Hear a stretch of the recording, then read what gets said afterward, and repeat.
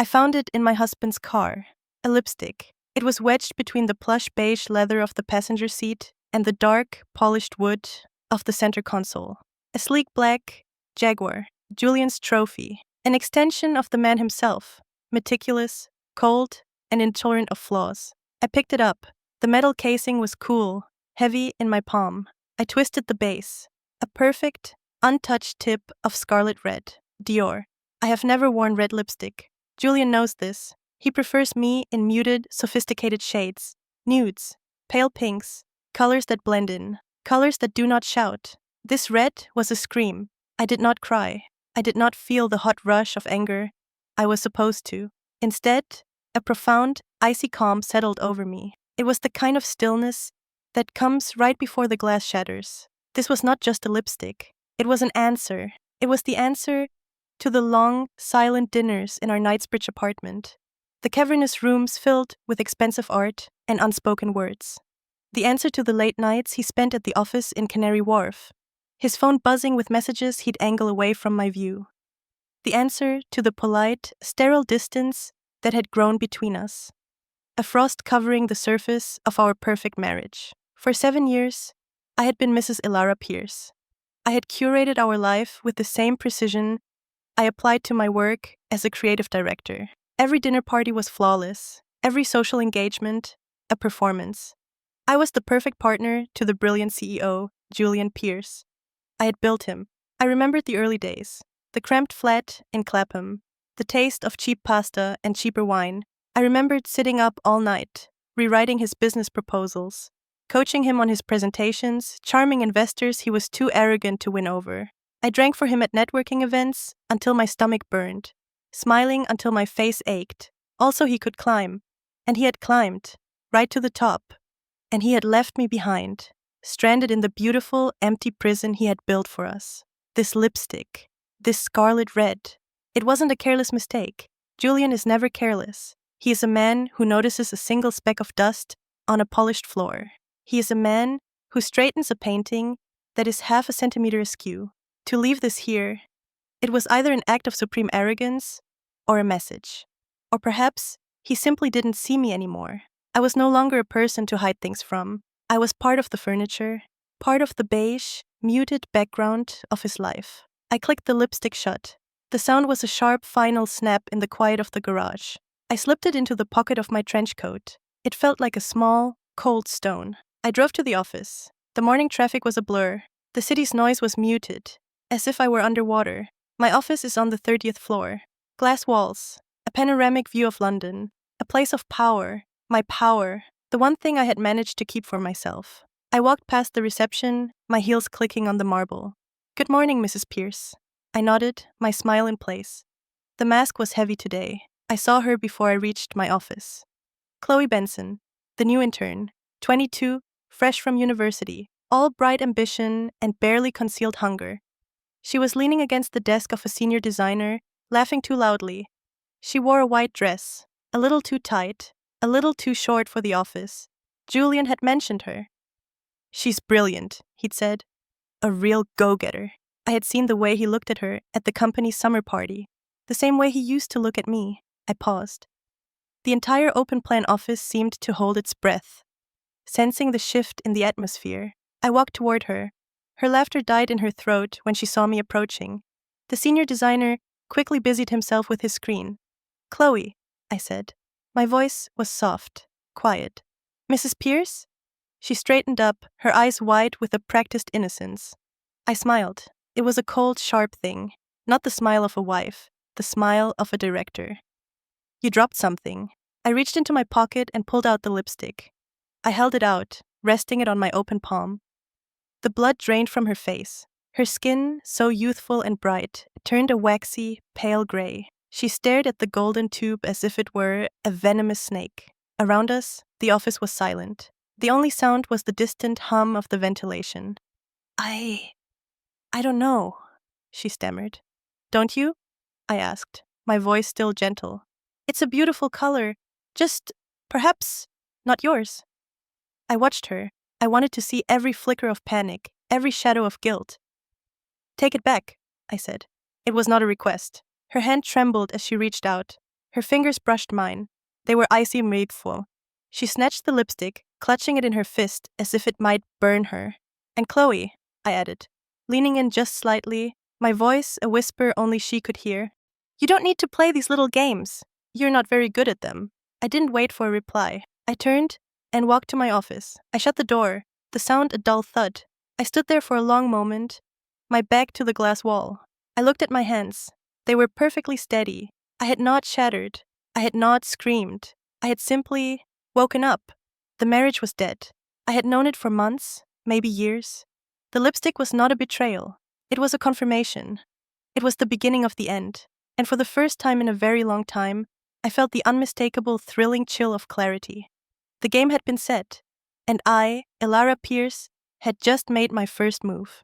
I closed my office door, the click of the latch echoing the final snap of the lipstick case. For a moment, I leaned against the solid wood, the silence of the room a sudden comfort. Outside, through the floor-to-ceiling gas, London sprawled below me, a complex, pulsing network of lights and lives. It was a view I had earned, a view that was mine. My hand was still in my pocket, curled around that small, cold tube of Dior. I pulled it out and set it on my desk. It stood upright on the dark, polished wood, a tiny scarlet monument to a monumental lie. I sat in my leather chair. It sighed under my weight. I should have been weeping. I should have been throwing things. I should have been calling my sister, my mother, my one close friend to decry the injustice of it all. I did none of those things. The icy calm I'd felt in the garage hadn't dissipated. It had solidified. It was no longer a feeling. It was a state of being. It was the clarity of a surgeon looking at a diseased limb. There was no room for sentiment. Only the cold, necessary assessment of what must be cut away. Chloe Benson's pale, terrified face flickered in my mind. She was a fool. A young, predictable fool. She thought she was playing a game of seduction. She didn't understand the field. She wasn't playing against me, the wife. She was playing against me, the architect. The woman who had built the very company she was interning for.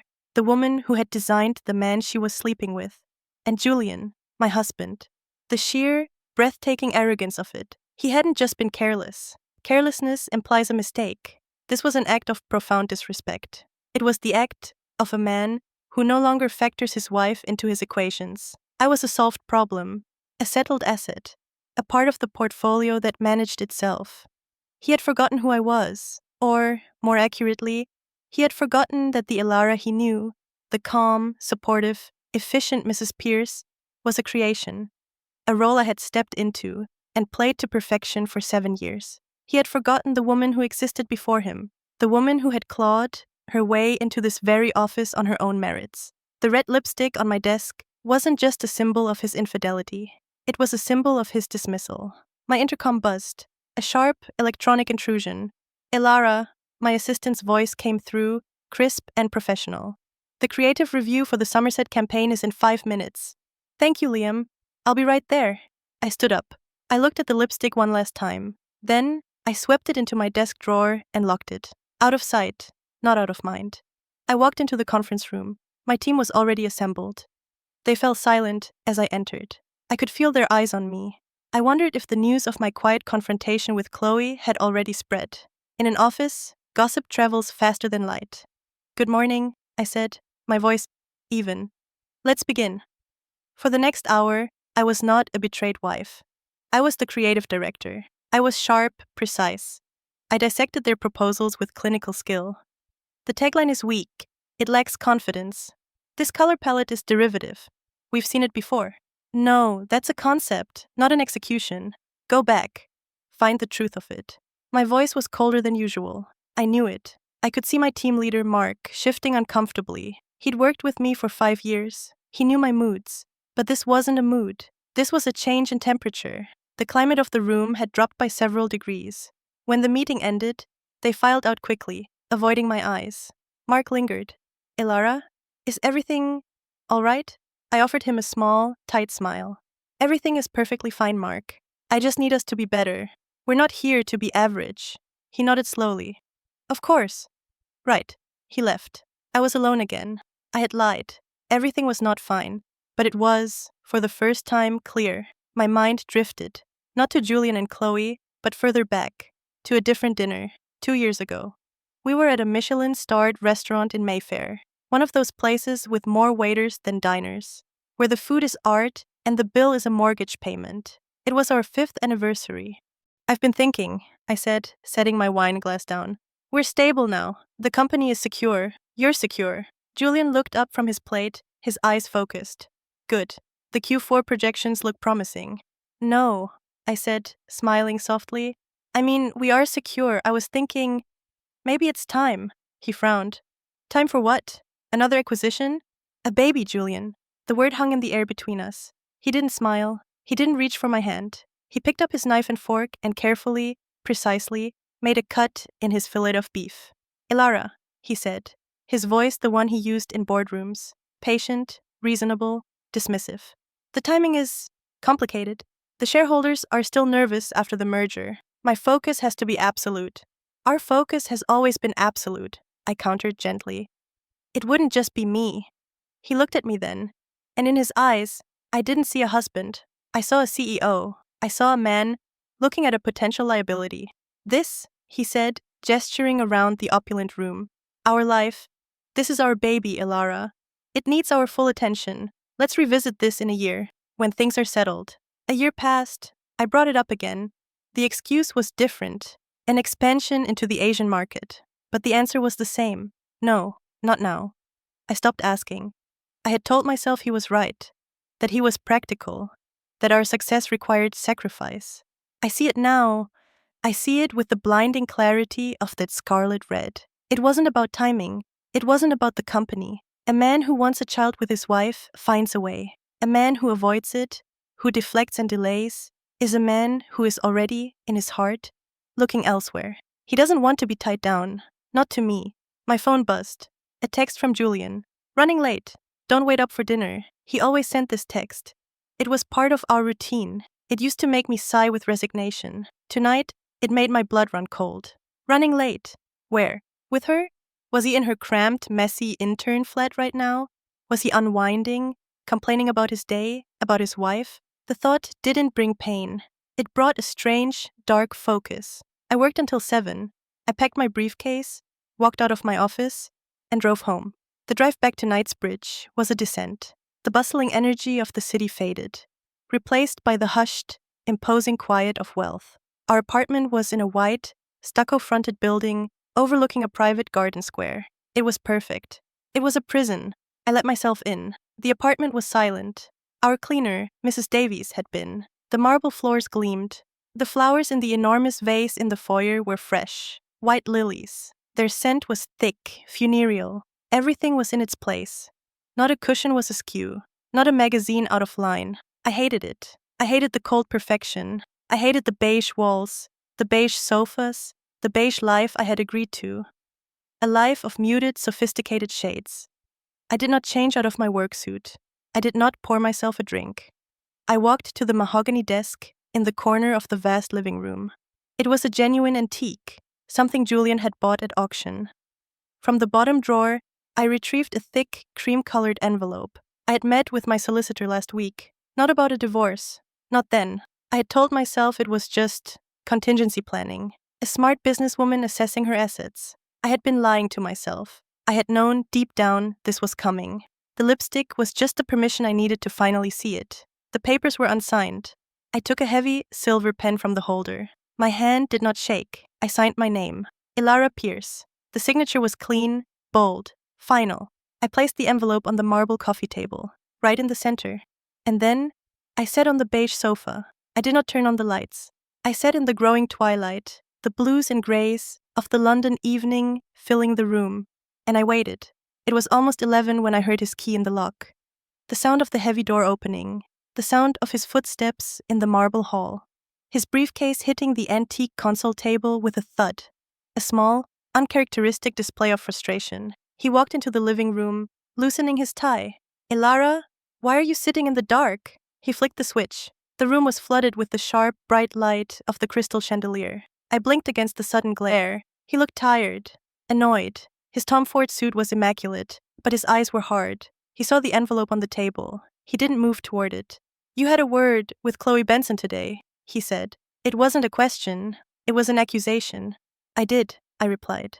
My voice was calm. It didn't even sound like mine. It sounded like a stranger's. She was in tears. He pulled his tie off completely, his movements sharp, angry. She said you threatened her, that you humiliated her in front of the entire office. What the hell were you thinking, Elara? I was thinking, I said, standing up slowly, that she left her lipstick in your car. He froze. What? Her Dior lipstick, scarlet red, wedged in the passenger seat of your Jaguar. He stared at me, and in that moment, I watched him calculate. I watched the CEO's mind whirring, assessing the damage, formulating a strategy. He sighed. It was the sigh of a man burdened by an irrational, emotional woman. Elara, it was pouring rain this afternoon. You know how those summer storms are. I was leaving the office. She was at the curb, soaked. I was just giving her a ride home. He walked toward the bar, his back to me. She's terrified of storms. She was practically hyperventilating. She must have dropped it. He poured himself a large measure of whiskey. You scared her, Elara. She's just a kid.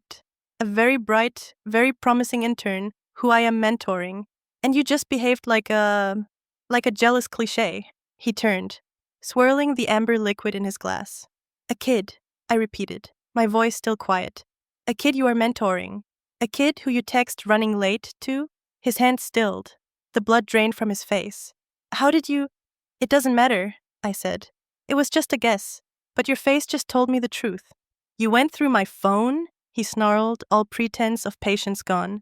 I didn't have to. You're not as careful as you think, Julian. You're arrogant. You left the evidence in plain sight because you don't see me anymore. I'm just the beige wallpaper in your perfect house. This is insane, he spat. You're building a fantasy. All this because of a lipstick? No, I said. I pointed to the table. Because of this. He looked at the envelope. He finally picked it up. He ripped it open. He read the first page. His face went from white rage to a dark, dangerous crimson. The paper trembled in his hand. You're divorcing me? He laughed. It was a short, ugly, disbelieving sound. You're divorcing me? Over an intern? No, Julian. I'm divorcing you because you're not the man I married. You're a hollow shell. A brand.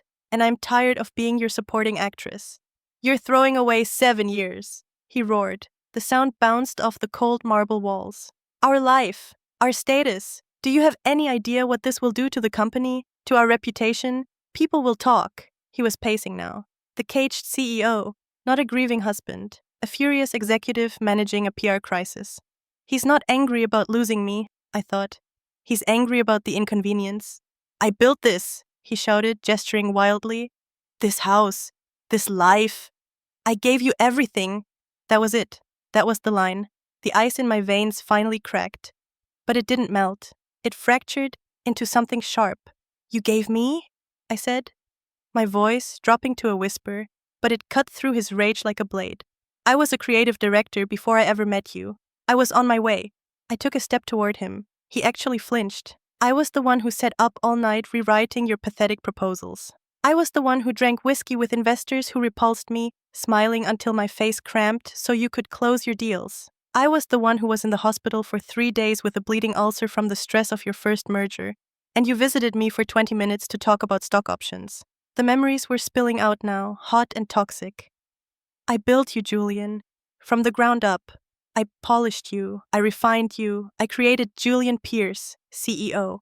My only mistake was doing such a good job that you actually started to believe you did it yourself. He was speechless. His mouth was open. The calculating mind had stopped. He was just stunned. You can't, he stammered. You can't just walk away. The assets, the company shares. You're tied to me. I'm not, I said. I pointed to the papers. I've already spoken to my solicitor. I'm not after your money, Julian. I'm not going to burn the company I helped build. I just want out. I walked past him toward the hallway. Her, I said, pausing at the door. Or the divorce. You can't have both. And to be clear, I don't think you get to choose. His jaw tightened. The shock was fading, replaced by that cold, familiar calculation. The mask was back on. You should think very carefully, Elara, he said, his voice low and dangerous. That title, Mrs. Pierce. A lot of women would kill for it. You walk out that door, you're nothing. I looked back at him, standing there in our perfect cold, monument of a living room. "You're wrong," I said. "I'm not Mrs. Pierce walking out. I'm Elara, and I'm finally walking back in." I turned and walked down the hall. I heard the sound of a glass shattering against the wall. I didn't flinch. I just kept walking. The sound of the whiskey glass shattering against the far wall followed me down the hall. A sharp, violent explosion of glass and frustration. I didn't flinch. I didn't stop. My footsteps were measured. Even on the plush, beige carpet, each step was a full stop, an end to a sentence, an end to a chapter, an end to the book of us. I walked into our bedroom. The words tasted like ash. It was a vast, cold expanse of gray silk, dark wood, and polished chrome. It looked like a luxury hotel suite, a place designed for transient, impersonal stays, not a place where two people built a life. I looked at the super king-sized bed, the surface so smooth it looked like no one had ever slept in it. I thought of the nights I had laid there alone, listening for the sound of his key in the lock, my body aching with a loneliness so profound it felt like a physical illness. I turned on one small lamp by the dressing table. The light was soft, merciful. I did not look at the photographs on his side of the bed. Him and his father, him at a regatta, him accepting an award, a gallery of the man he had become. I walked into the adjoining dressing room. My side was a sea of designer labels, racks and racks of gowns, suits, and dresses, a uniform for Mrs. Pierce, armor for the charity galas, the dinners, the endless performances, shoes arranged in a spectrum of muted, acceptable colors, handbags that cost more than a car, sitting empty on glass shelves. Julian's voice echoed in my head.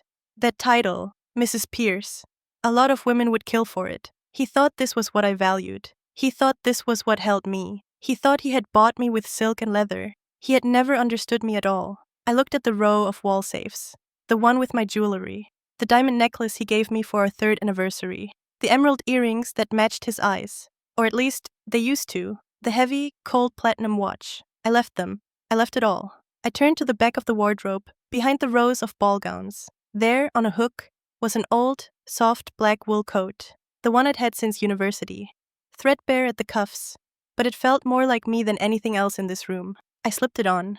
It smelled faintly of me, and of time. I pulled a single, dark gray suitcase from the top shelf. Not a designer piece. A practical, anonymous case I used for work trips. I did not pack the gowns. I did not pack the heels. I packed 3 pairs of simple trousers, 5 silk blouses for work, 2 cashmere sweaters, underwear, my toiletries, the essentials, the things Elara needed. I zipped the bag. It was light. I looked at myself in the full-length mirror. A woman in a black coat, holding a single suitcase. My face was pale, my eyes dark, but I was present. I was no longer a ghost in beige. I walked back into the bedroom.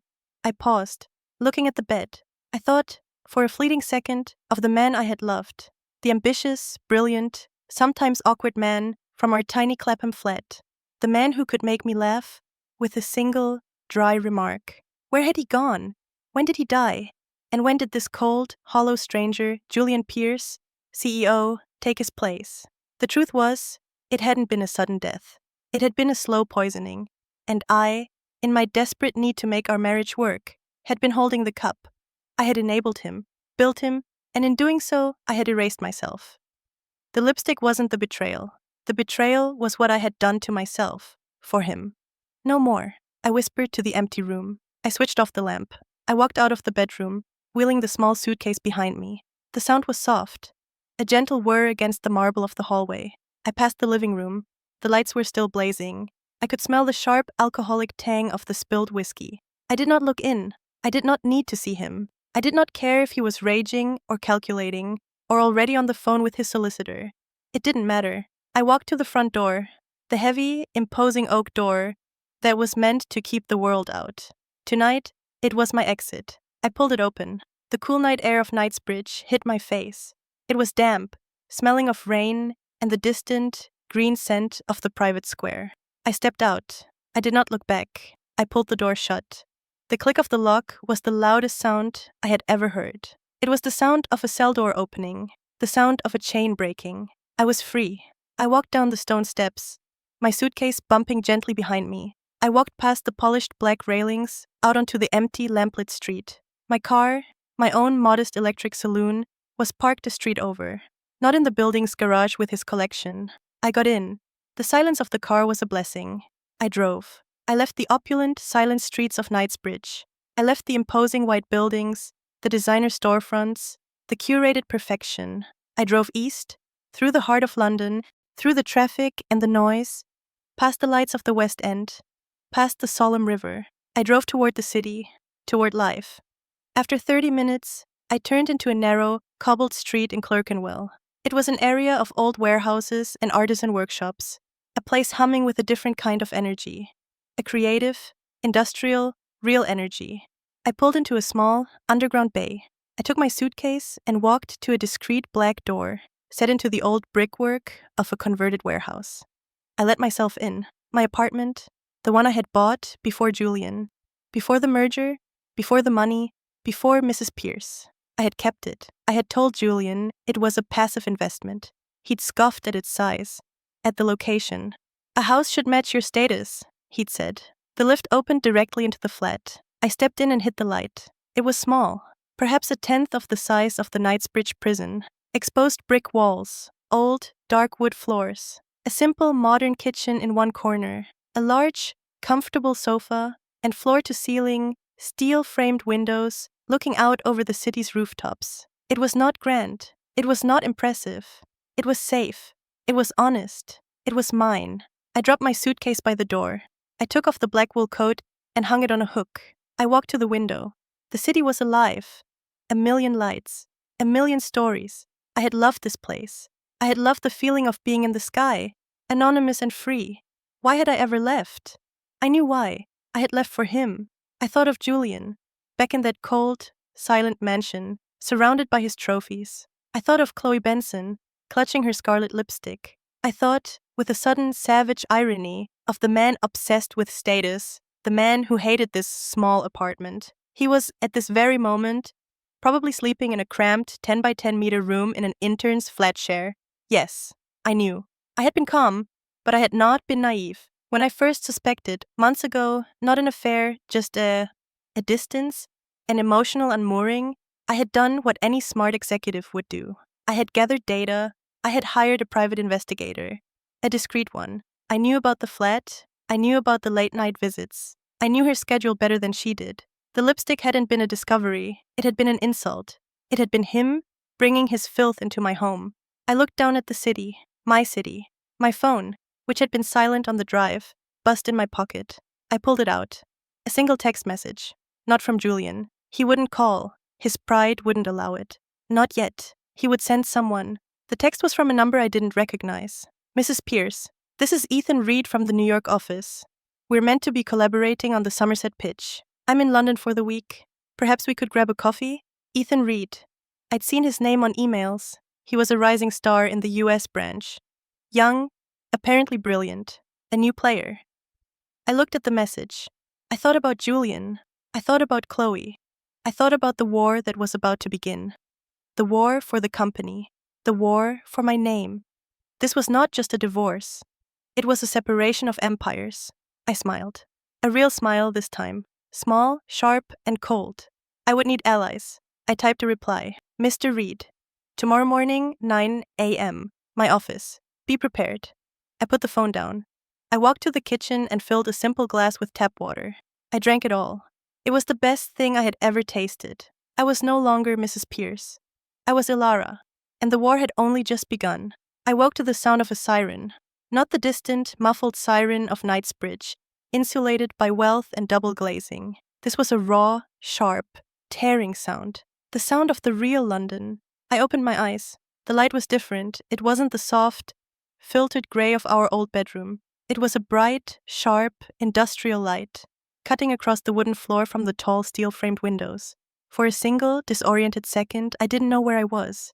Then it came back. All of it. The lipstick, the confrontation, the signature, the slam of the door. You walk out that door, you are nothing. Julian's voice, his final, desperate threat. I sat up.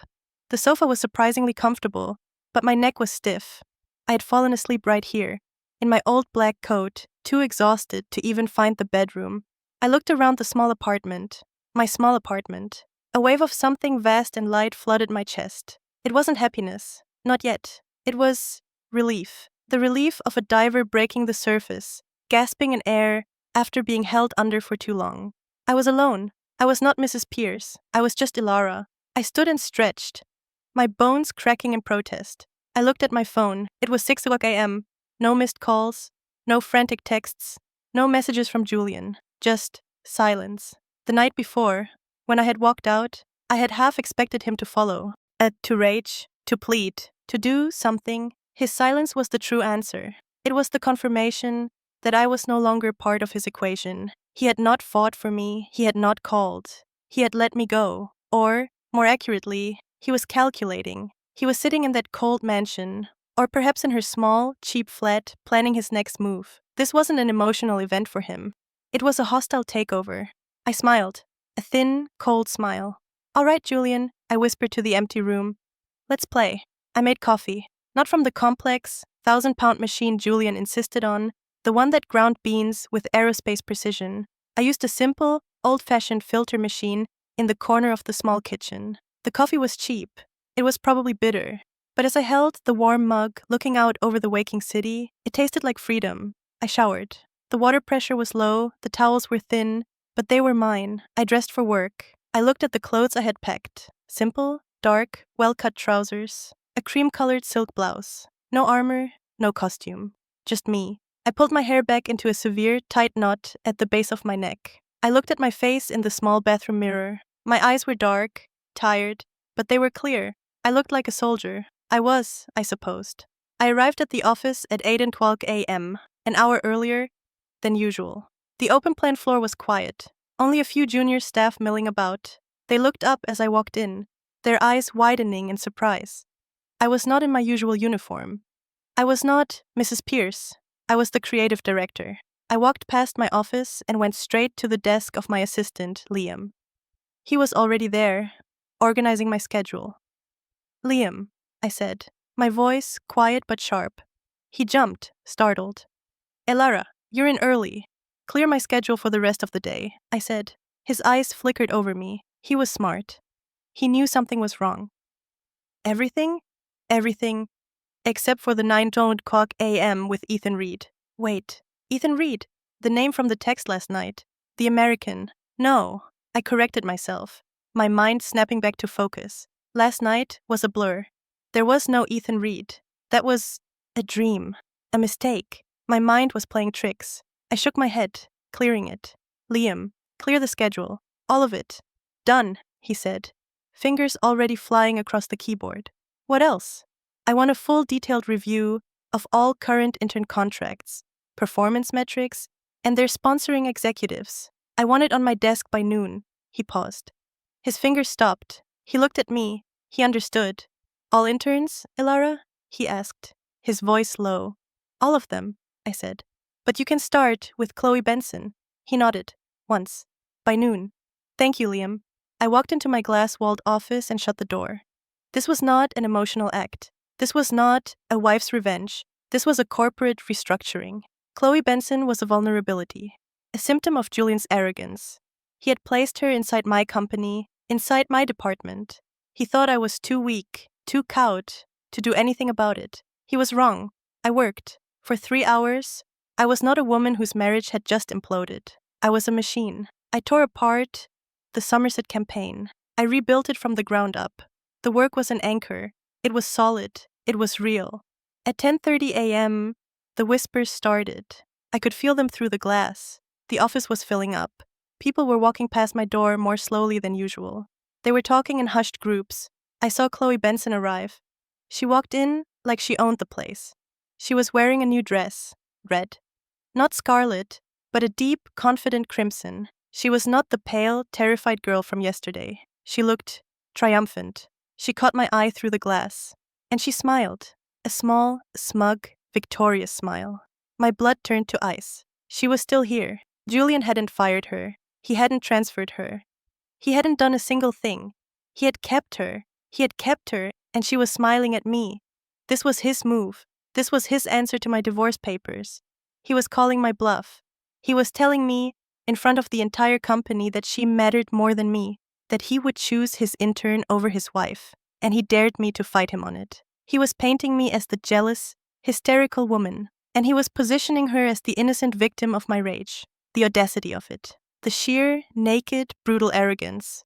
I felt a tremor in my hand. I curled it into a fist.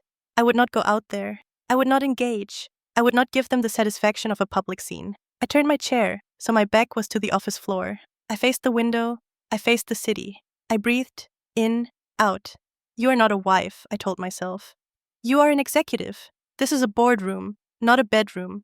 My direct office line rang. Not my mobile, my private line. The one only a handful of people used. I let it ring. Once, twice. I picked it up. Elara Pierce. A voice like dry paper rustling. Flat, gray, devoid of all human emotion. Mrs. Pierce. Mr. Collins. Julian's personal assistant. His shadow. His fixer. The man who made problems disappear. The use of Mrs. Pierce was deliberate. It was a needle. A reminder of my duty. Collins, I said, my voice equally cold. I am calling to remind you, Mrs. Pierce, of the family engagement this Saturday. My stomach tightened. I had forgotten, completely. What engagement? I asked, though I already knew. The matriarch's 80th birthday, he said. His voice was a monotone, as if reading a weather report. At the family estate in Surrey. Dinner is at 8. Elara Pierce, Julian's grandmother, the true head of the family, the iron-willed woman who still sat on the board, who held the original family shares, and who ruled the Pierce dynasty with an iron fist.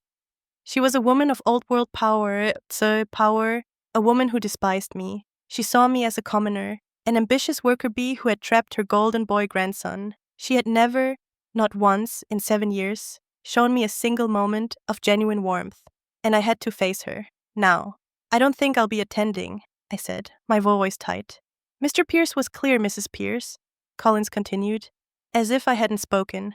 Your presence is not optional. It is essential. Essential for what? I spat. The floral arrangements? For the family's image. There it was. Not for Julian's feelings, not for the family's unity, for the image. The entire board of directors will be in attendance, Collins said. As you know, your father-in-law is announcing his formal retirement. The board will be voting to confirm Mr. Pierce's succession as permanent chairman. My blood ran cold. This wasn't just a birthday party. It was a coronation. Julian's father was stepping down. Julian was ascending. And it was all happening this weekend. My exit. My divorce papers. It wasn't just an inconvenience. It was a direct threat to his ascension. A public separation at this juncture, Collins's dry voice continued, would be disruptive. It would show instability in Mr. Pierce's personal life. The older board members, they value stability, Mrs. Pierce. They value a family man. I saw it. I saw the trap. If I don't go, I am the unstable, emotional wife who abandoned her husband on the eve of his greatest triumph. I am the reason the board might hesitate. Julian will paint me as a traitor. He will control the entire narrative. If I do go, I have to stand beside him. I have to smile. I have to play the part of the perfect supportive Mrs. Pierce. I have to watch him be crowned, knowing he has his intern smiling in the wings, knowing he has humiliated me. He thinks he has me. He thinks he can force me back into my box for one last performance. I looked out the window. I saw the distant, glittering towers of Canary Wharf. Julian's kingdom. No, our kingdom. I had helped build it. My name might not be on the door, but my blood and sacrifice were in the foundation. I was not going to let him take it from me. I was not going to be painted as the hysterical wife. I was going to be seen as the co-founder, the partner, the power. My decision was instant. It was cold. It was strategic. Elara, I said into the phone. I beg your pardon, Mrs. Pierce? My name, I said, my voice like ice, is Elara. You and Julian seem to have forgotten that. You may call me Miss Pierce, or you may call me Elara. You will not call me Mrs. again. Silence. I had thrown the machine off its script. I continued. Tell Mr. Pierce that I would not miss his grandmother's party for the world. I smiled. A smile that didn't touch my eyes. Tell him I will be there. And tell him to wear his best suit. Click. I hung up the phone. I stood. I walked to the glass door of my office. I looked out at the open-plan floor. Chloe Benson was at the coffee machine, laughing with a junior executive. She looked up, saw me watching, and her smile faltered. I did not smile back. I held her gaze. I held it until she looked away, uncomfortable, breaking contact first. The war had not just begun. The first battle had just been scheduled, and I was not going to be a casualty. I was going to be a general. I let my hand rest on the receiver for a long moment after hanging up on Collins. The silence in my office was absolute. Outside, the muted hum of the workday continued, but it felt distant, irrelevant. I had just committed. I had agreed to walk into the lion's den. Wear his best suit. It was a petty, childish parting shot, but it felt good. It was a small spark of the old Elara, the one who wasn't afraid to fight back. I turned back to my desk. My focus was now sharp, as if a lens had clicked into place. The Somerset campaign was forgotten. The creative briefs were just paper. This was the new brief. The matriarch's party had Julian's coronation, and my objective, not survival, victory. I was not going to be the poor, betrayed wife. I was not going to be a footnote in his story, the woman he amicably separated from on his way to the top. I was going to be the co-creator of the empire, the partner who was owed her due, and if he wanted a war, he had forgotten that I was the one who had taught him strategy. My intercom buzzed. Yes, Liam? The report you requested, Elara. It's comprehensive. Bring it in. He entered, closing the door softly behind him. He placed a thin, bound folder on my desk. He did not meet my eyes immediately. Thank you, Liam. That was fast. I had most of the data already, he admitted, his voice low. I run metrics reports weekly. It was just a matter of collation. I looked at him. Liam was young, efficient, and fiercely loyal. He had seen everything. The late nights Julian didn't spend at the office. The business dinners I attended alone. He had seen, and he had been silent. What am I looking at? I asked. Chloe Benson, he said, his professional mask firmly in place. Joined 3 months ago. Standard internship program, but her sponsorship, it came directly from the CEO's office, not through standard HR channels. I nodded. Go on. Performance reviews are average. She meets deadlines. She doesn't innovate. The senior designers find her distracting. And her compensation? Liam took a breath. Standard intern stipend. But she has received 2 discretionary bonuses in the last 3 months, both signed off by Mr. Pierce. How discretionary? More than my annual salary, Elara. I closed the folder. There it was. It was not just an affair. It was not just a lapse in judgment. It was corporate malfeasance. He was using company funds, shareholder money, to pay his mistress. This was not a lipstick. This was not a private humiliation. This was a weapon, a loaded, silver-plated gun. I felt a cold, dark thrill, the thrill of the strategist who has just found the enemy's critical weakness. Thank you, Liam, I said, my voice steady. This report is now confidential. It does not exist. It did not cross your desk. It did not reach mine. Do you understand? Perfectly, he said. He looked at me, his gaze finally direct. Elara, if there is anything else. There is, I said. Find me a new solicitor, the best corporate litigator in London. Not a divorce lawyer, a shark. I want a name by the end of the day. He didn't blink. I already have one in mind. Good. You may go. He left, and I was alone with the folder. I did not open it again. I didn't need to. The information was seared into my brain. This changed everything.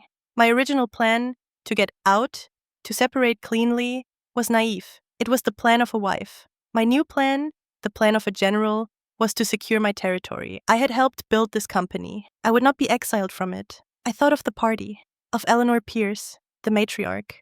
A memory, sharp and unwelcome, surfaced. It was 3 years ago, a different family dinner. This one at the townhouse in Belgravia. I had just successfully landed the firm's largest ever client. A difficult, innovative tech brand that Julian had all but given up on. I had led the pitch. I had won it. I was, foolishly, proud.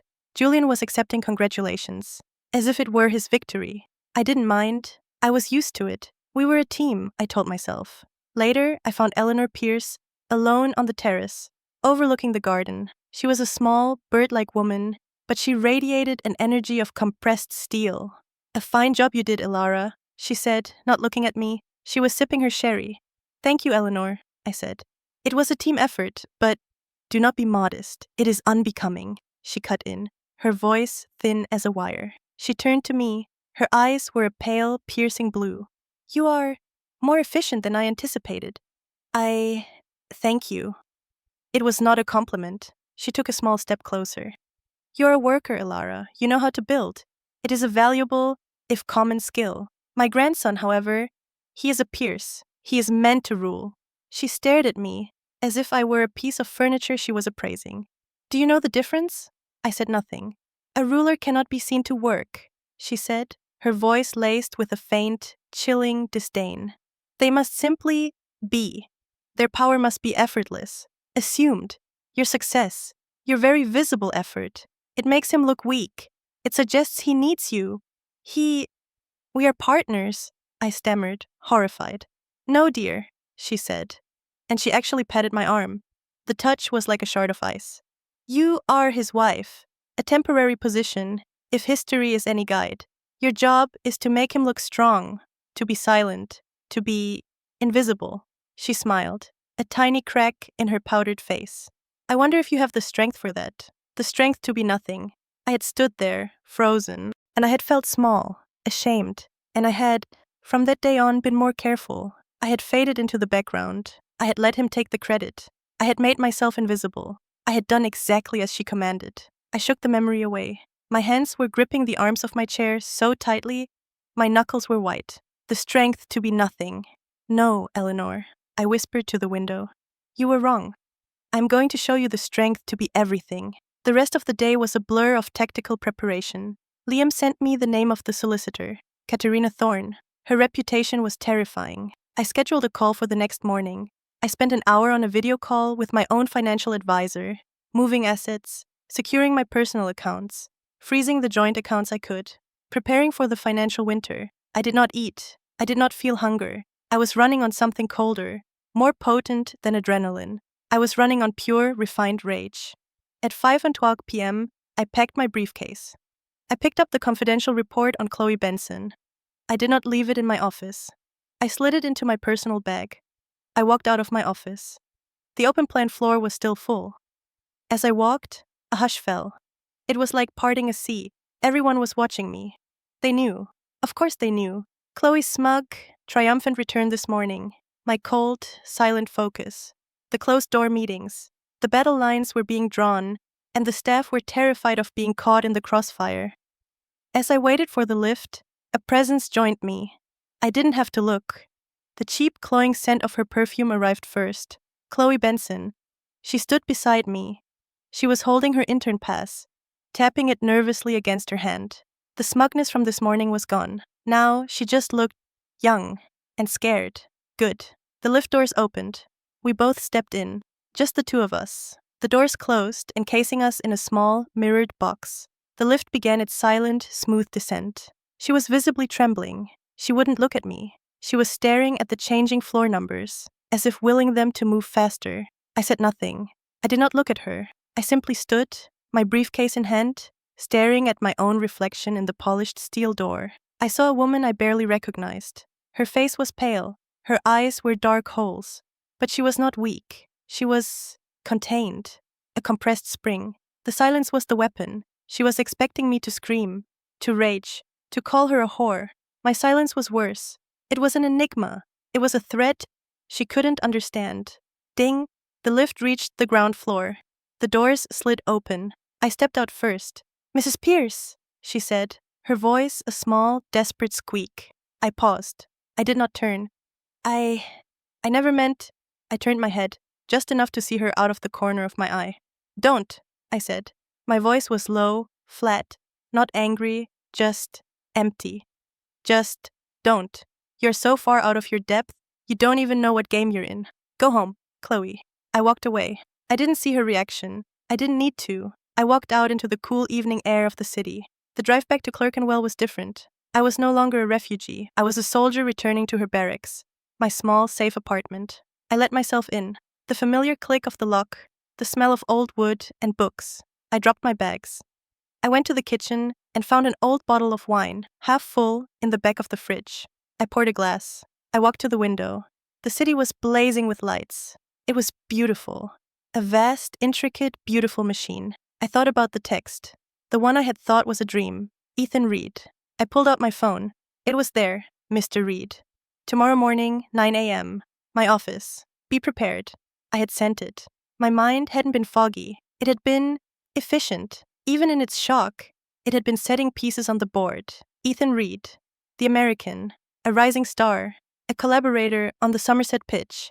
He was an unknown quantity, a wild card. He was either a complication I didn't need or an ally I didn't expect. I would find out tomorrow. I took a sip of the wine. It was sharp, acidic. It burned in a good way. I went to my suitcase. I pulled out the clothes I had packed. They were all wrong. They were the clothes of Elara. I needed the clothes of Miss Pierce. I went to the closet. Tucked in the back, from my old life, my pre-Julian life, was a single dress. It was simple, black, long-sleeved, a high, severe neckline. It was cut with the precision of a scalpel. It was not a dress for a wife. It was not a dress for a victim. It was a dress for a funeral, or a boardroom execution. I laid it out on the bed.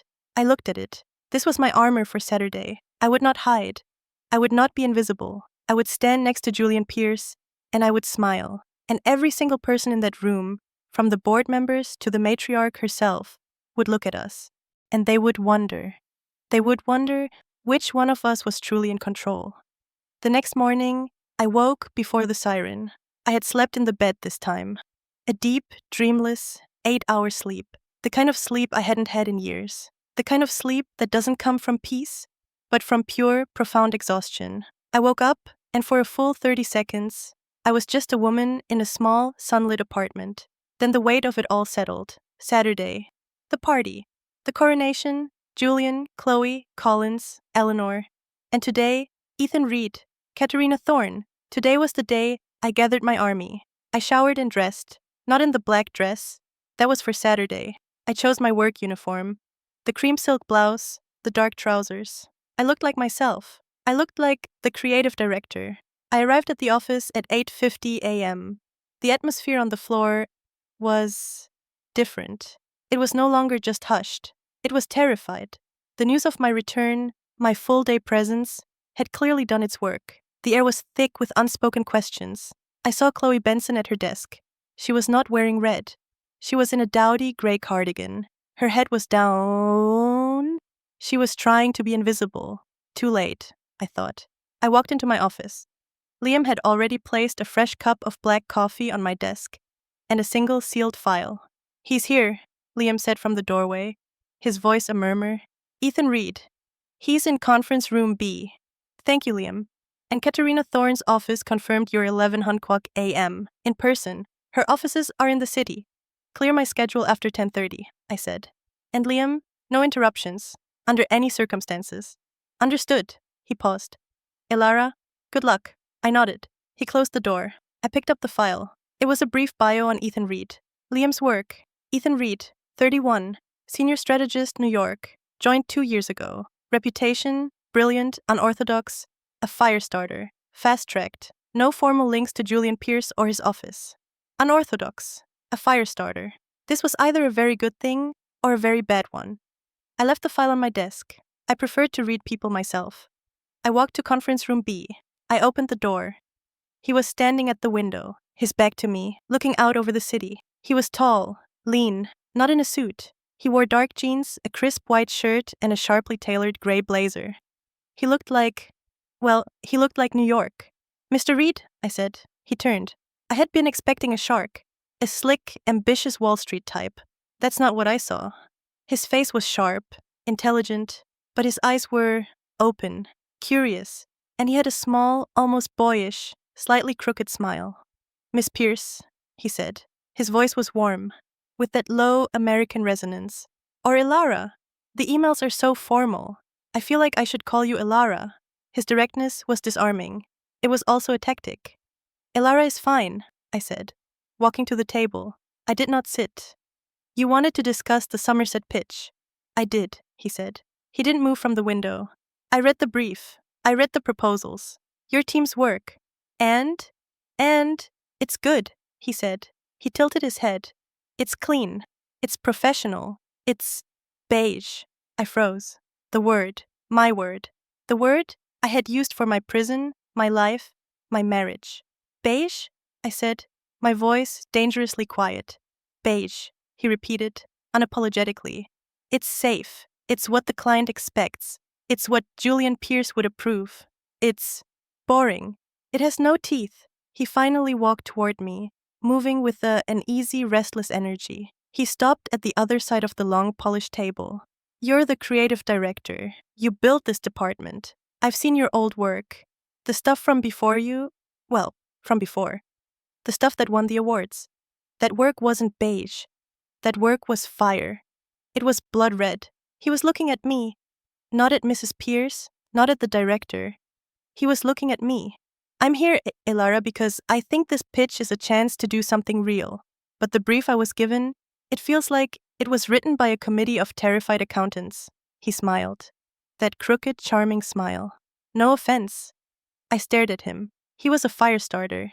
He had no idea what kind of fire he had just walked into. He didn't know. He was just a brilliant strategist, here to do a job. He wasn't a spy. He wasn't an enemy. He was a wild card. And I, a woman who had built her life on control, suddenly realized the power of a wild card. You're right, I said. His smile faded, replaced by surprise. I am? It's beige. I walked to the head of the table. It's boring. It's exactly what Julian would approve. I looked him straight in the eye, and I want to burn it to the ground. The air in the room changed. His curiosity sharpened into something else. Focus. Excitement. Okay, he said, leaning forward, resting his hands on the table. Now we're talking. What's the real brief? The real brief, I said, is not the Somerset pitch. That's a distraction. I was taking a risk. A massive, insane risk. I was talking to a stranger, a man from Julian's company. But I wasn't a wife. I was a general. And generals need to trust their field commanders. I'm in the middle of a corporate restructuring, I said, choosing my words with clinical precision. A hostile one. With my husband, who is also our CEO. Ethan's eyes widened, but he didn't speak. He just listened. He is about to be confirmed as chairman. He believes he has me contained. He believes I am beige, safe, predictable. And you are not, Ethan stated. It wasn't a question. No, I said. I am not. I need new ideas. I need fire. I need a campaign that is so undeniably brilliant, so Elara Pierce, and not Julian Pierce, that the board cannot ignore it. I need a victory that is mine, and mine alone. So, the Somerset pitch, he said, his mind clearly working fast. This isn't just about a client. This is about a succession. You're making a play. I am securing my territory, I corrected. I helped build this empire. I am not going to be exiled from it. He was quiet for a long time. He just looked at me, his gaze unreadable. I had said too much. I had miscalculated. He was going to walk out. He was going to call Julian. Okay, he said finally, pulling out a chair. So the real client isn't Somerset. The real client is the board. And Elara Pierce. My blood went cold. You know about Eleanor? Everyone knows about the matriarch, he said, with a small wry smile. She's a legend. The iron fist in the velvet glove. Julian's power comes from her. So, we're not pitching a campaign. We are pitching you. He sat down. He pulled a pen and a small black notebook from his jacket. You're not beige, he said, looking up at me. You're scarlet red, Elara. You're the lipstick. Let's show them. I left the meeting with Ethan Reed an hour later, my mind electric. We had a concept. A wild, terrifying, brilliant concept. It was risky. It was aggressive. It was me. It was the work I had not allowed myself to do in 7 years. He was my ally. I knew it in my gut. He wasn't motivated by my divorce. He was motivated by the work. He was a fire starter. And I had just given him the biggest box of matches he had ever seen. I left the office immediately. Liam had a car waiting. I was driven to the city. The financial heart. All glass and steel and old money. Katerina Thorne's offices were at the top of a glittering, soulless tower. The reception was silent, furnished with severe black leather and modern art that looked like a scream. A silent assistant led me to a corner office. Katerina Thorne was standing at her window, much like Ethan Reed had been. But she was not tall or warm or charming. She was small, in her late 50s, dressed in a gray suit so sharp it could have drawn blood. She had short, silver hair and eyes the color of a frozen lake. Miss Pierce, she said. Her voice was like gravel being poured over ice. Sit, I said. She turned. She did not sit. She loomed.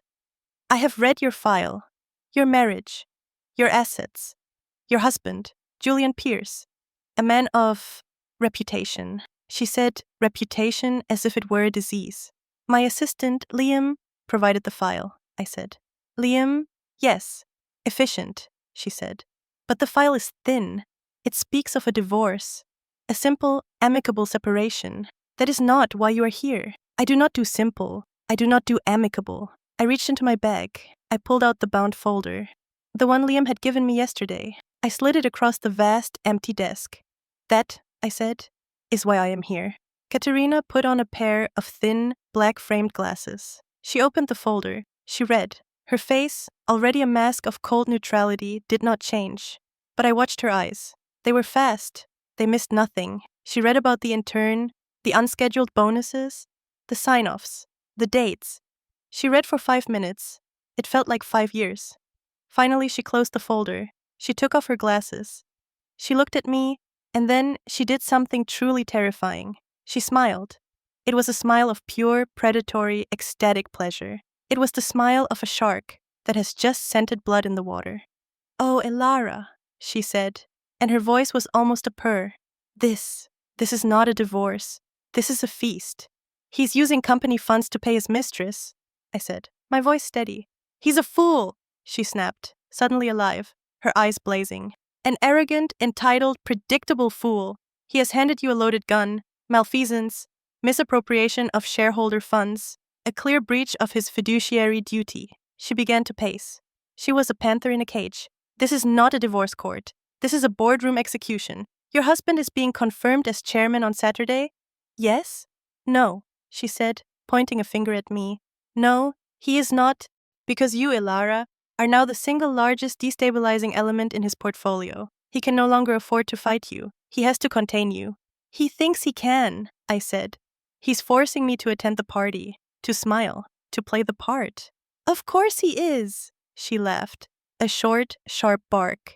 He's a man. He thinks the image is the same as the power. He's wrong. She stopped pacing. She leaned on her desk. Here's what we do, she said, and her voice was now all business. We do not use this. Not yet. This is our nuclear option. We hold it. You will go to that party. You will wear your best dress. You will smile. You will be the perfect supportive wife. What? I said, stunned. No, I came here to fight. You are fighting, she countered. You are fighting smarter. You let him have his coronation. You let him ascend. You let him stand at the very top of the mountain. She smiled again. That terrible, brilliant smile. Because the higher he is, the further he has to fall. And when do we use it? I asked. You will know. He will misstep. He will become arrogant. He will try to push you out, to buy you off cheaply. And when he does, we will not just divorce him, Elara. We will gut him. She sat down, finally. She was calm. The shark was sated. Go to your party, Elara. Enjoy the champagne. And watch your husband. Watch him like he is a stock you are about to short. I left Katerina Thorne's office feeling hollowed out, and terrified, and powerful.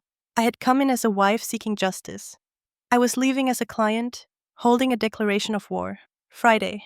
The day before the party, the day before the coronation. I woke up and the world was sharp at the edges. The light cutting through my window in Clerkenwell wasn't just light, it was a blade. The distant sound of traffic wasn't noise. It was the thrum of a machine, and I was, for the first time, a fully functional part of it. I had my army, one brilliant, unorthodox field commander, one cold-blooded, terrifying legal general, and one folder, my nuclear option. I was no longer a woman running from a fire. I was a woman who had decided to become one. I arrived at the office. The air was different. The terror from yesterday had been replaced by a tense, feverish anticipation. They knew something was coming. The entire office felt like the air before a thunderstorm. I bypassed my office. I went straight to conference room B. It was our war room now. Ethan was already there. He had been in since 6. The walls were covered in whiteboards, filled with his aggressive, sprawling handwriting. Coffee cups littered the table. He had that wild electric energy of a creative on the verge of a breakthrough. You're late, he said, not looking up. He was pacing, a pen in his hand. I'm the director, I said, setting my bag down. I'm precisely on time. He grinned, finally looking at me. Right. So, I slept on it. And real isn't the word. It's not? No. Real is what we think. It's not what they feel. It's still beige. He used the word like a slur. I loved him for it. What's the word then? I asked. He walked to the main board. In the center, he had written a single 4-letter word, mine. This, he said, his voice low and passionate, is the campaign. It's not about the product. The product is irrelevant. It's about ownership. My time is mine. My life is mine. My choice is mine. It's not a request. It's a declaration. It's scarlet red. It's a lipstick. It's a signature on a divorce paper. It is non-negotiable. I stared at the word, mine. It was everything I had been fighting for. It was the apartment. It was the company. It was my name. That, I said, my voice thick, is the campaign. For the next 4 hours, we worked. We didn't just work. We forged. It was the most alive I had felt in 7 years. It was the Elara I had buried, the one who lived on black coffee and adrenaline, the one who could see the entire shape of an idea, the one who wasn't afraid to be brilliant. We tore down the old brief. We built a new one, a campaign so bold, so aggressive, it would force a reaction. It was not just a pitch for a client. It was a new manifesto for the entire company. It was a direct challenge to Julian's safe and stable way of doing business. It was, in every way, my declaration of war. We were laughing, arguing, sketching on the glass walls, our hands stained with marker, when the door opened. Without a knock, the energy in the room died. It was vacuumed out in a single second. Julian. He stood in the doorway. He was not the enraged husband from the other night. He was not the calculating CEO. He was Julian, the charming, magnanimous, public-facing Julian, the one who charmed boards and disarmed journalists. He was smiling. There you are, he said, his voice a warm, indulgent boom. Elara, darling, I've been looking everywhere for you. The word darling was a slap, a public branding. He was marking his territory. Ethan froze. He looked at me, his eyes wide. We're working, Julian, I said, my voice flat. I did not smile back. Julian's gaze slid to Ethan. Mr. Reed, isn't it? From New York. His tone was polite, but the dismissal was absolute. He was a king addressing a stable boy. Julian, I said, stepping slightly in front of Ethan. What do you need? His smile remained, but his eyes were cold. They scanned the room. They took in the frantic energy, the scrawled-on walls, the dozens of mock-ups. He saw the central word on the whiteboard, mine. His smile faltered, just for a fraction of a second. What is this? He asked. His voice still light, still charming. Spring cleaning? It's the Somerset pitch, I said. He chuckled. This? Elara, this is a lot. It's very aggressive. It's not the brief. It's the new brief, I said. I didn't approve a new brief. I did, I said. The old one was beige. It was boring. It was going to fail. The charm was cracking. He was not used to this. He was not used to this Elara in public. Elara, he said, his voice dropping, taking on that patient, condescending tone, the one he used when I'd had too much to drink at a party. Perhaps you and I should discuss this in my office. Mr. Reed, if you'll excuse us. Ethan started to gather his notebooks. He was a subordinate. He was obeying the CEO. Stay, Ethan, I said. My voice was not loud, but it cut through the room. Ethan stopped. Julian turned to me. The mask was gone. His eyes were dark. What did you say? I said, stay, I repeated. I looked at Julian. We will not be discussing this in your office. We'll discuss it here. Ethan and I are presenting this to the board on Monday. You're presenting nothing, Julian hissed. Without my approval. And you, I countered, are not the creative director. I am. The silence was a living thing. Outside the glass walls, I could see the entire office, frozen, watching. This was their Colosseum. I am the CEO, Elara, and you are my wife, and I am telling you, you are overwrought. You've been under a lot of stress. There it was. The play. The hysterical woman card. He was trying to paint me as unstable. I am but your wife, I said, savoring the words. And you are my husband. The husband who is promoting an intern with company funds. The husband who is about to be crowned chairman. His face went white. He hadn't expected me to use that here. I smiled. A cold, sharp, Katerina Thorne smile. I have never felt more stable in my life, Julian. The work is brilliant, and it is going to win. I took a step closer to him. You have two choices, I whispered, so only he could hear. You can stand up on Monday after I present and claim you championed this bold new vision all along. Or you can fight me, and I will show the board exactly what kind of stable family man you really are. He stared at me, the man I had built, the man who had forgotten me. He was seeing me, really seeing me, for the first time in years. And he was afraid. But Julian Pierce does not back down, not in public. He straightened his Tom Ford suit. He forced the charming smile back onto his face. It was a horrible, stretched, skull-like grin. You're working yourself too hard, darling, he said, his voice loud enough for the office to hear. You should take the rest of the day off. You need to rest, for the party tomorrow. He was re-establishing the narrative. My tired, stressed, emotional wife. I can't wait, I said, smiling back, just as brightly. I have the perfect dress. He held my gaze for one more second, a silent, brutal promise of what was to come. Then he turned and walked away. The moment the door closed, the air rushed back into my lungs. My hand, which had been gripping a whiteboard marker, was shaking so hard I dropped it. It clattered to the floor. Ethan let out a long, low whistle. Holy shit! He looked at me, his face a mixture of awe and terror. That's the CEO. That's your husband. I bent down and slowly picked up the marker. My hand was steady again. That, I said, turning back to the board, is the competition. Ethan stared at me. This campaign, it's not just a pitch. It's your declaration of independence. It's my declaration of war, I said. Now, let's get back to work. We have to make it bulletproof. He will be looking for a single flaw. We worked until midnight. The office was a graveyard. The city was a sea of jewels outside the glass. We were exhausted, running on fumes and a shared manic energy. But the campaign was done. It was perfect. It was a weapon. I drove home, back to my small, safe apartment. I didn't sleep. I showered. I made coffee. And then I walked to the closet. I pulled out the black dress, the one from my old life, the one I had laid out 2 nights ago. I hung it on the back of my door.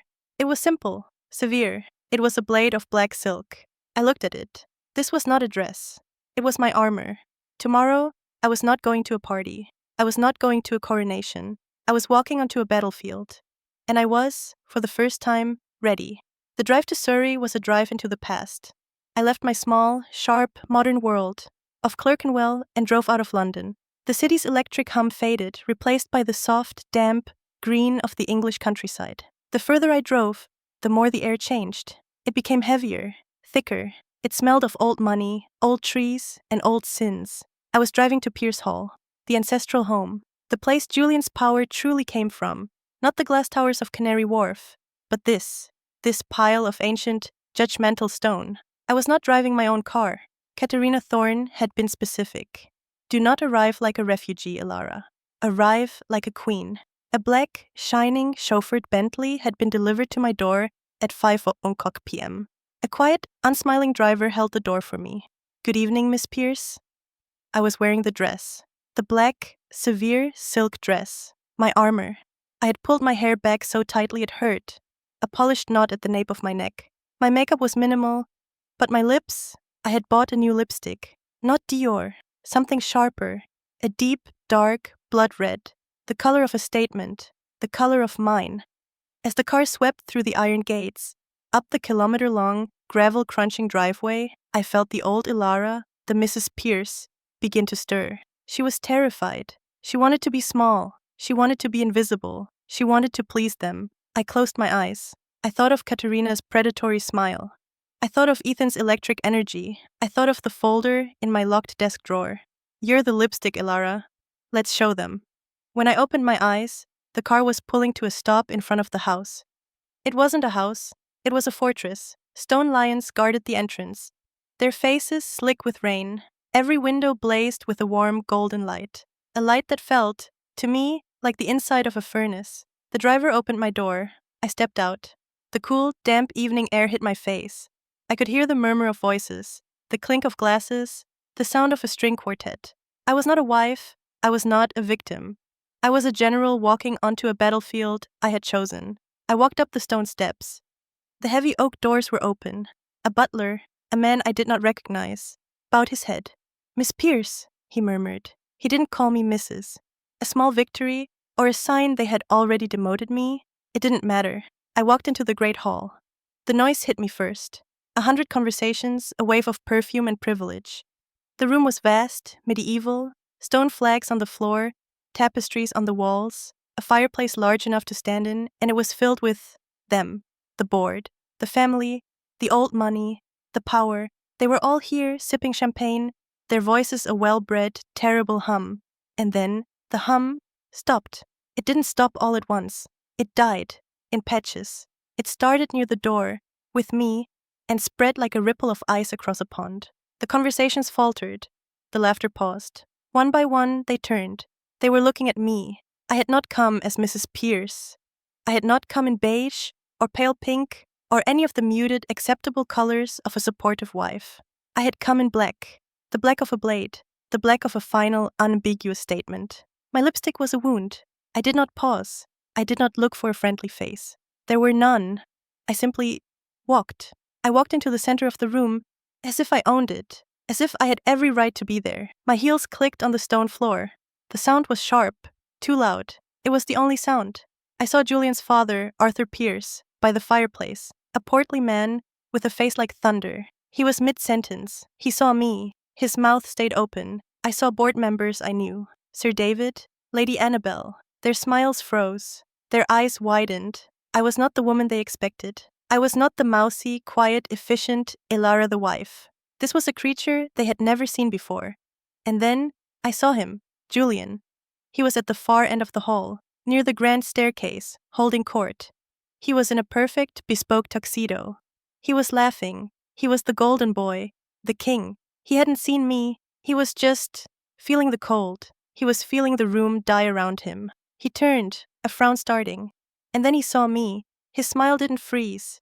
It evaporated. It was wiped clean from his face, leaving nothing, just a blank, white shock. He stared at me, at the dress, at the face, at the woman who was not his wife, but his enemy. I did not stop. I walked directly toward him. Every step was a hammer blow. I was parting the sea of his supporters, his family, his board. They stepped aside, and they were afraid to touch me. I reached him. I stopped, 2 feet away. The string quartet was still playing.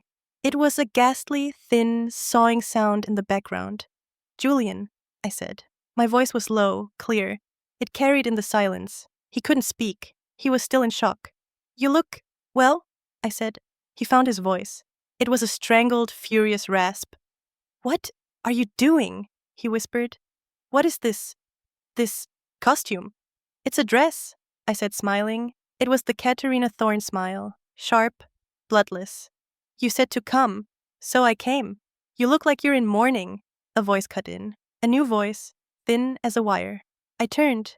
Elara Pierce, the matriarch. She stood beside Julian, though she had not been there a second before. She had just appeared. She was tiny, a little gray ghost, in a lavender lace dress. Her white hair was a perfect, steel-like helmet. Her pale, blue eyes were not the eyes of an 80-year-old.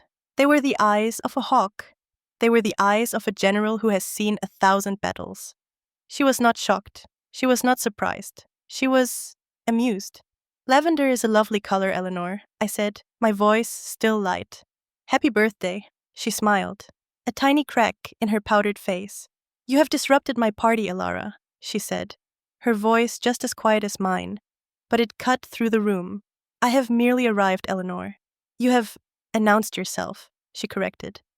"There is a difference I see you have finally learned." Julian was looking at his grandmother, confused.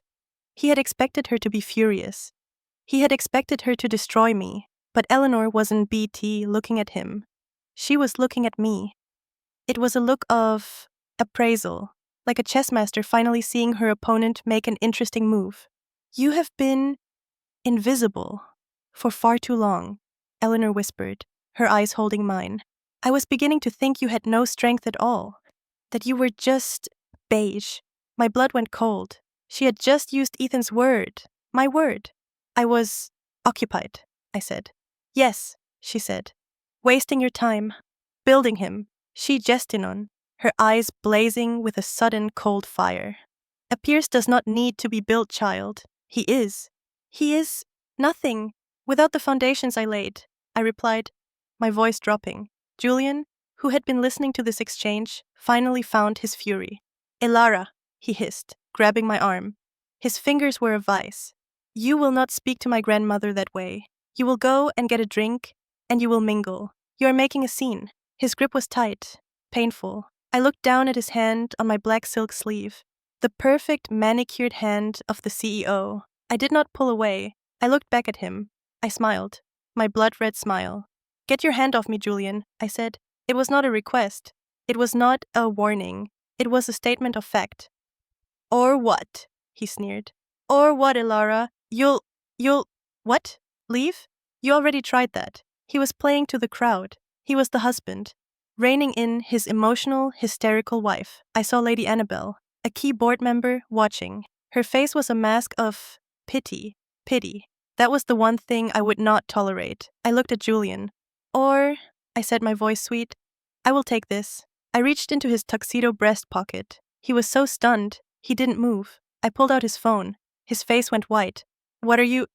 I will take this phone, I continued, holding it up, and I will walk over to the sound system, and I will plug it in, and I will turn on the microphone, and I will read. The room was so quiet, I could hear the champagne bubbling in a glass 5 feet away. I will read your texts, I whispered. To Chloe. I will read about the discretionary bonuses. I will read about what a cold, boring beige wife you have. I will read everything. His hand didn't just let go. It recoiled from me, as if I were fire. He stared at the phone in my hand. He was breathing, fast. I smiled. But I won't, I said. Because that would be a scene. I held the phone out to him. He snatched it, his hand trembling with a rage so profound, so absolute he was shaking. You, he stammered.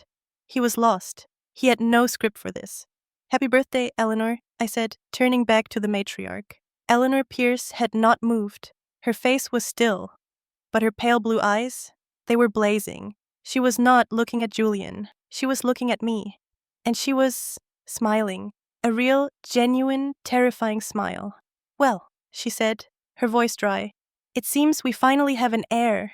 She turned, not to Julian, to me. Walk with me, Elara, she commanded. You must tell me all about your new solicitor. She knew. Of course she knew. She was Elara Pierce. She knew everything. She linked her small, frail, iron-like arm through mine. And as the entire room watched, as the board members, the family, and her own grandson stood frozen in silence, the matriarch, Elara Pierce, turned her back on the king, and she walked away with me. I walked with Elara Pierce. It was not a walk. It was a procession. Her arm, linked through mine, was thin as a bird's bone, but her grip was like steel. We did not walk into the crowd. We walked through it, and the crowd parted. The sea of board members, aristocrats, and family rivals, the people who had looked through me for 7 years, stepped back. They looked at us, at me. Their faces were a mask of stunned disbelief. I was no longer the beige, invisible wife. I was the woman on the matriarch's arm. I had been anointed. I saw Julian. He was still standing by the staircase, frozen, his face a grotesque mask of white-hot rage and utter humiliation. His kingdom, his coronation, had just been stolen from him, in public, by the 2 women who were supposed to be his pillars. He was, in that moment, pathetic, a king without a crown, left behind in his own court. Eleanor did not look back at him. She didn't have to. She was already focused on the new game. She propelled me, with that surprising iron strength, through a set of double doors, away from the great hall, into a small, dark-paneled room. It was a library, old, smelling of leather, polish, and centuries of power. A single, small fire crackled in the grate. She released my arm. She walked to a small decanter and poured 2 tiny glasses of what looked like brandy. Sit, she said. It was the same command she had given me 3 years ago on the terrace, the night she told me to be invisible. This time, I didn't sit. I walked to the fireplace. I stood, my back to the weak flame, and faced her. She looked at me, a flicker of something, amusement, respect, in her pale eyes. So, she said, her voice dry. Katerina Thorne, you did not come to play, child. You came to burn the entire house down. I came to secure my assets, I said, my voice calm. Nonsense, she snapped. You came to win.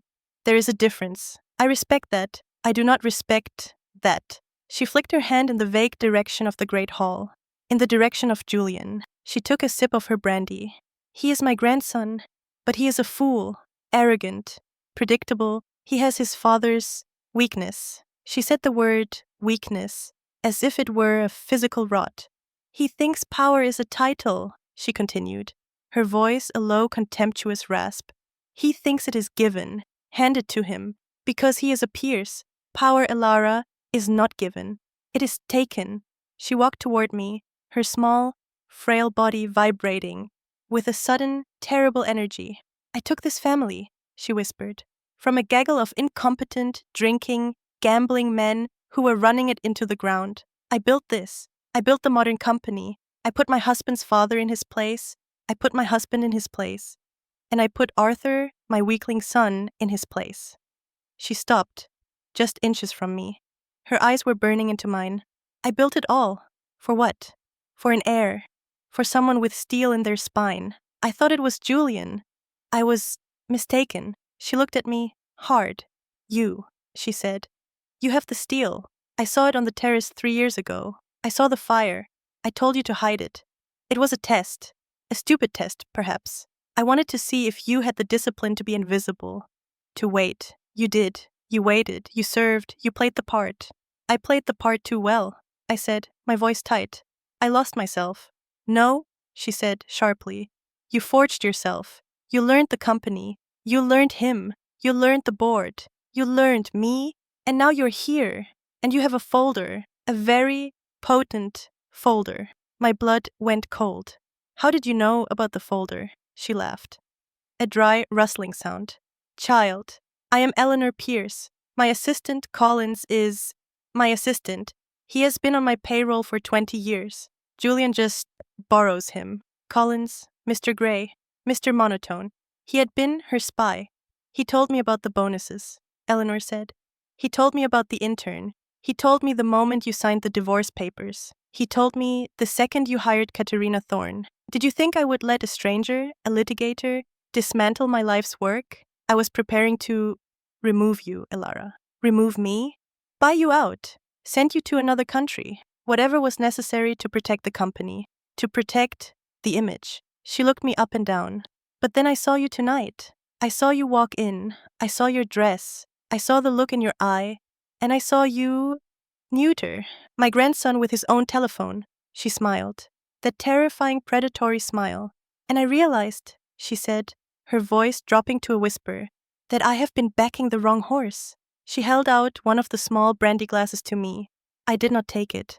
What do you want, Eleanor? I asked. Want, she scoffed. I am 80 years old. I don't want. I decide, and I have decided, Oid. Decided what? That Julian is not ready. He is an emotional, arrogant liability. He is weak. He has proven it. He has compromised the company. My company. He will not be chairman. I stared at her. The coronation. She was canceling it. Just like that. But the board, I stammered. The vote. The board, she said, with utter disdain, will vote as I tell them to. They always have. So, his father stays on? Arthur? She laughed again. That fool? No. He will retire. The company needs new blood. It needs steel. The silence in the room was absolute. The only sound was the crackle of the fire. She was not just offering me an alliance. She was offering me the crown. Me? I whispered. The idea was too vast, too impossible. You, she confirmed. You will not be chairman, of course. Not yet. That would be unseemly. But you will have a seat on the board. A permanent one. My seat. She was giving me her seat. The seat that held the original, controlling family shares. The seat that ruled the company. And Julian? I asked, my voice barely audible. Julian, she said, will be reassigned. Perhaps to the Asian markets, Hong Kong, Singapore, somewhere far away. He needs to be tested. He needs to build something of his own. If he succeeds, he may return. If not, she shrugged, a tiny, elegant dismissal. He would be exiled. And the intern? The intern, Eleanor said, will be a footnote. She will be gone by morning.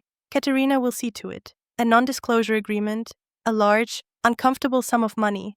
She will vanish. She was tying up every loose end. This was power. True power. Not the angry, emotional lashing out I had done, but this cold, quiet, absolute rearrangement of the entire board. And the divorce? I asked. Eleanor looked at me, her head tilted. That, my dear, is the interesting part. She took a step back. You have two choices, she said. You divorce him, you take your half. Katerina Thorne will ensure you get more than half. You take your seat on the board, and you become a very, very wealthy, very powerful free woman. A rival. And the second choice? I asked. Her eyes gleamed. Or you don't. I stared at her. I don't? You postpone, she said, savoring the word. You stay married. You do not divorce him. You do not destroy him. Why? I asked, horrified. Why would I stay tied to him? Because, Eleanor said, as if explaining to a child, a rival is one thing, but a queen needs a king, even a weak one. You let him have the title. He can be chairman. He can sit at the head of the table. He can go to Davos and make his pretty speeches. He can be the image. And I whispered, finally understanding. I will have the power. You will stay Mrs. Pierce, she said. You will have my seat. You will have my power. You will control the board. You will control the company. You will control him. He will be your puppet. And he will never, ever underestimate you again. She smiled. You wanted to be Elara, a free woman. But don't you see? That is such a small victory. Why be a rival when you can be a ruler? She held the brandy glass out to me again. So, Elara, what do you choose? Do you want to be a wealthy divorcee, or do you want to be queen? I looked at the glass. I looked at the fire. I thought of my small, safe apartment, my life as Elara. I thought of the Somerset pitch, mine. I thought of Katerina's smile. The higher he is, the further he has to fall. Eleanor was offering to make me the one who pushed him, or the one who held his strings. The door to the library opened. It was Julian. His face was not angry. It was not white. It was dead. He looked like a man who had seen his entire world burn to the ground. He looked defeated. He looked at me. He looked at his grandmother. Eleanor, he said, his voice a hoarse rasp. What have you done? Eleanor did not look at him. She looked only at me, waiting. The choice was mine, war or rule. Julian stood in the doorway of the library. He was a man hollowed out. The arrogant, charming CEO, the furious, cornered husband, both were gone. All that remained was a ghost in a bespoke tuxedo. His eyes, which I once thought held the world, were empty, defeated. He looked at me. He looked at his grandmother. Eleanor, he whispered, his voice a dry rasp. What have you done? He was speaking to her, but he was staring at me. He knew instinctively that she was the weapon, but I was the one pulling the trigger. Elara Pierce did not turn. She held the tiny brandy glass, waiting. The air in the room was thick, unbreathable. The fire in the grate crackled, a mocking, lively sound in the tomb-like silence. This was the moment, the pivot on which my entire future would turn. Divorce, war, or rule, queen? I looked at Julian. I felt nothing. No, that's not true. It wasn't nothing. It was worse. It was pity. A faint, cold, sterile pity. The kind one feels for a thing that was once useful and is now broken. I remembered the boy in Clapham, the one with the brilliant, restless mind and the badly fitting suit, the one who made me laugh, the one I had loved. He was gone. He had been gone for years. This man, this stranger, was just a shell, a brand, the brand I had built, and he had tried to destroy me. He had stood in our cold, beige living room and told me I was nothing without him. He was wrong. I was everything. And he was just a liability. Why be a rival when you can be a ruler? Eleanor's question hung in the air. I had come here tonight to fight for my freedom, to reclaim my name, Elara. But as I looked at the vast inherited power in this room, at the matriarch who saw me as her equal, at the broken man who had been my husband, I had my awakening. My love for Julian hadn't died tonight. It hadn't died when I found the lipstick. It had died years ago, in the silence of our sterile apartment. It had died in the long nights I waited up. It had died with every, not now, Elara, every, you're being emotional. The betrayal wasn't the cause of the end. It was just the permission for it. And this was the result. I was not the woman who had cried over a bleeding ulcer. I was not the woman who had made herself small, invisible, beige. I was the woman who had hired Katerina Thorne. I was the woman who had approved the mine campaign. I was a queen. I had just forgotten. I turned my head. I looked at Julian. I smiled. Not the Katerina smile, not the blood-red smile. A soft, gentle, deeply sad smile. It was the last truly Elara expression I would ever give him. You were right, Julian, I said, my voice soft. He flinched. The softness confused him. I was? You said, that night, that the title Mrs. Pierce was one that many women would kill for. His face, already pale, turned ashen. He understood. Elara, no, he whispered. It was a plea. Please, just take the money. Take the house. Take half. Don't do this. He would rather be divorced, destroyed and free than this. He knew what this meant. I turned away from him. I looked at Eleanor. I will not be divorcing him, I said. My voice was clear, final. Julian made a sound, a small, strangled, dying sound. Elara Pierce smiled. It was a smile of pure, unadulterated triumph. She had found her heir. She held out the brandy glass. I took it. He will be chairman, Eleanor, I said. She raised a single silver eyebrow. He will have the title, I continued, my voice hardening. He will have the image. He will go to Davos. He will be the face on the cover of the magazines. The world will see. Julian Pierce, CEO, stable, strong, a family man. I took a tiny sip of the brandy. It burned. And I said, will have your seat. I will run this company. I will have the power. I will have him. Julian sank against the doorframe. He slid down, just slightly, a puppet whose strings had just been decisively cut, or perhaps seized by a new master. A perfect arrangement, Eleanor said, her voice purring. She raised her own glass. To the Queen. To the company, I corrected. We drank. Now, Eleanor said, all business. We must return to our guests. They are waiting. I put the glass down. I walked to the door, to the broken man huddled there. I looked down at him. Get up, Julian, I said. My voice was not kind. It was not cruel. It was the voice of his new master. He flinched, as if I had struck him. He looked at my hand. He looked at my face. Slowly, his pride, his name, his bloodline, whatever he had left, forced him to his feet. He was shaking. We have an announcement to make, I said. Eleanor glided to my side. She linked her arm through mine. I looked at Julian. Come, darling, I said, the word, a poisoned dart. You're the man of the hour. We walked out of the library. Elara and Eleanor, arm in arm, the old matriarch and the new, and Julian, a step behind. A pale, handsome, beautifully dressed shadow. The great hall fell silent again. But this was a different silence. Not shock. This was fear. They saw the new power structure. They saw the king, walking in his wife's wake. They saw the matriarch, smiling. Eleanor did not go to the small stage. She simply stood in the middle of the room, on the great stone flagstones. She raised her hand. My friends, she said, her voice carrying with that amazing, steely power. Thank you for coming to celebrate my 80th year. A spatter of applause. It is a time for reflection and a time for change. She looked around the room. My son Arthur is retiring. He has served adequately. A brutal, casual dismissal. Arthur Pierce, standing by the fireplace, visibly winced. The board, she continued, was set to confirm my grandson Julian as the new chairman. She paused. She let the anticipation build. Julian was standing beside me, but a foot away. He was a statue. He was not even breathing. But, after much discussion, Eleanor said, Julian himself has brought a new, vital, strategic direction to my attention. I almost smiled. She was brilliant. She was giving him the illusion of agency in his own execution. He has argued, she said, her voice ringing with false pride, that our future is not here in this room. It is in Asia. He has volunteered to lead this vital new expansion, to to build something of his own. It will be a true test of his strength. He will be moving to Hong Kong immediately. The silence was a bomb, an exile. She had just exiled him in public and called it a promotion. Julian's face was nothing. It was a perfect, blank, handsome mask. He was trapped.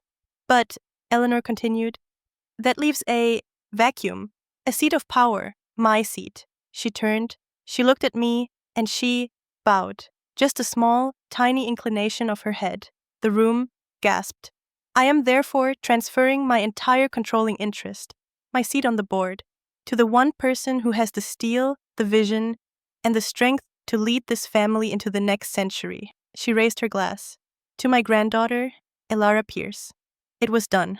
The drive home was silent. The black Bentley moved like a shadow through the dark, sleeping countryside.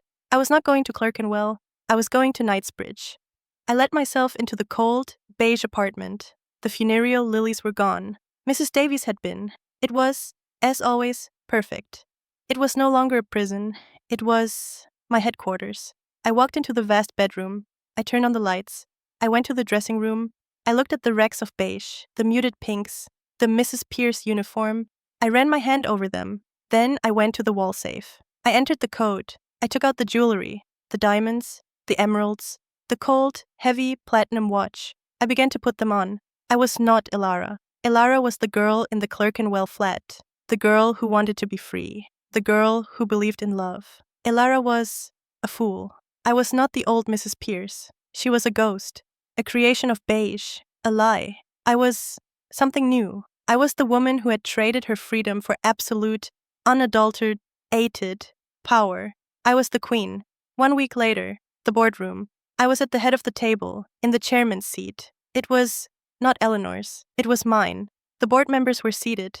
They were quiet, respectful. Ethan Reed was at the front of the room, preparing his presentation. He had looked at me when I walked in, a question in his eyes. I had given him a small, cool nod. He was my commander. He would be rewarded.